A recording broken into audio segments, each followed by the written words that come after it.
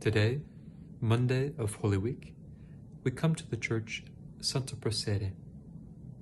Traditionally held to be the sister of Saint Prudenciana, Saint Praxedes joined her in collecting the mortal remains of the martyrs after their death.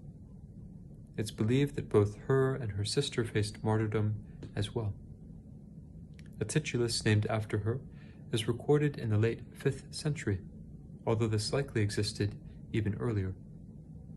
The titulus was first based in an apartment block in a nearby location. In the early 9th century, Pope St. Paschal I replaced this with the current church in order to provide a more fitting place for worship.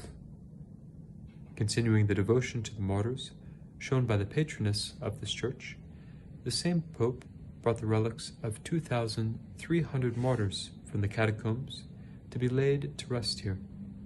An altar was added in the crypt in about 1080. In 1223, a column was brought to this basilica and placed in a side chapel of the nave, coming from Constantinople during the Latin occupation of that city after its sack during the Fourth Crusade. It's traditionally believed to be the column on which the flagellation of Christ took place. At the turn of the 14th century, structural problems in the church necessitated the construction of 3 large arches across the nave as means of strengthening the building. The church was restored under Pope Nicholas IV in the mid-15th century. St. Charles Borromeo, the cardinal titular here in the late 16th century, undertook a great deal of work. The great Archbishop of Milan not only improved the physical structure of the church, but also ministered to the people of the area, going so far as to invite the poor to eat at his table. His works to the church structure included blocking off the transept and creating a choir area in its place.